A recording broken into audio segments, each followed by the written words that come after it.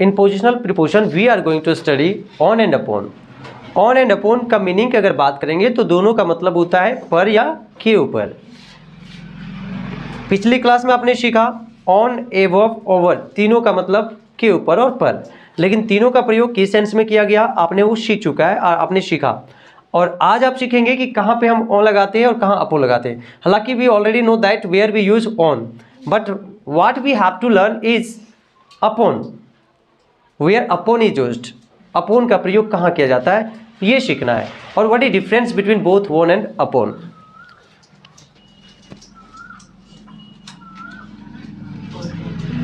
Both means पर या के ऊपर।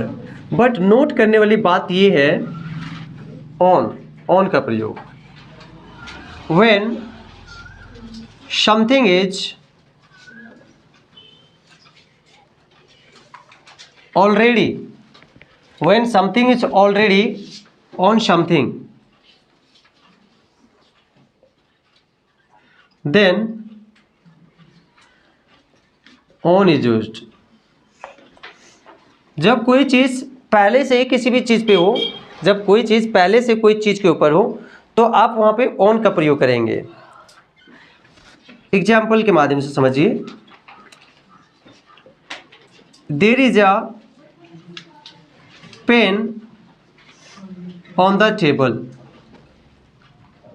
टेबल पर एक कलम है, टेबल पर एक कलम है, तो टेबल पर जो कलम है वो पहले से ही रखा हुआ है, कलम टेबल पर पहले से ही रखा हुआ है, ठीक है, इसलिए यहाँ पे ऑन लगा हुआ है। She was sitting on a chair। वह एक कुर्सी पर बैठी हुई थी, यानी वह बैठी हुई थी, वो मेरे से पहले, मतलब मैं वहाँ गया उससे पहले से ही वो कुर्सी पर बैठी हुई थी।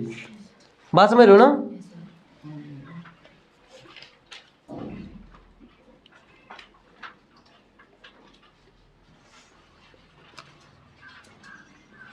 Your books are thrown on the ground। आपकी किताबें जमीन पर फेंकी हुई है। तो किताबें जो है जमीन पर फेंकी हुई है, तो आप समझ सकते हो किताबें फेंकी हुई जमीन पर पड़ी हुई है। और एक तरह समझना है कि टचिंग सेंस में ऑन का प्रयोग टचिंग सेंस में किया जाता है। और दूसरी चीज़ ये है कि जब ऑलरेडी किसी चीज़ पे हो, ठीक है। अब मैं आपको समझाता हूँ अपॉन, कि अपॉन का प्रयोग आप कहाँ करेंगे। When something is in motion,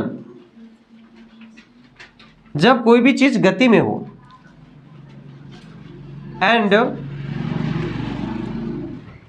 when something is in motion and if it comes on other thing in that motion, then upon is used।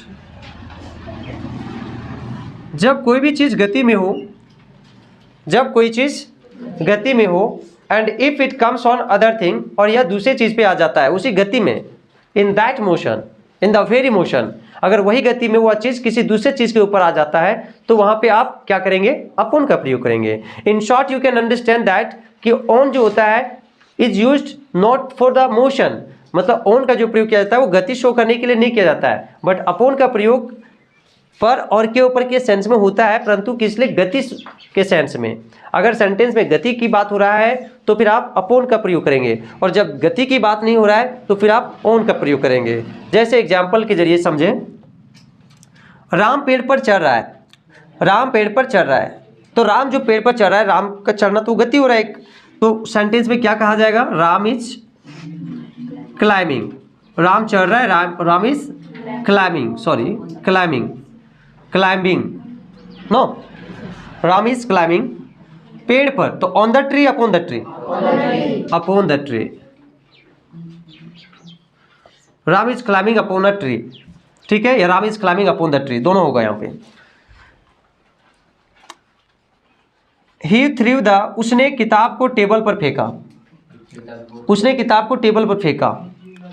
He थ्रीव the book table पर, upon the table, upon the table. बिल्ली मेरे ऊपर झपट्टा मारी, the cat pounced मुझ पर, upon me. तो by these examples you can understand कि upon का प्रयोग किस लिए किया जाता है। Okay, did you understand? Thank you, you can put down.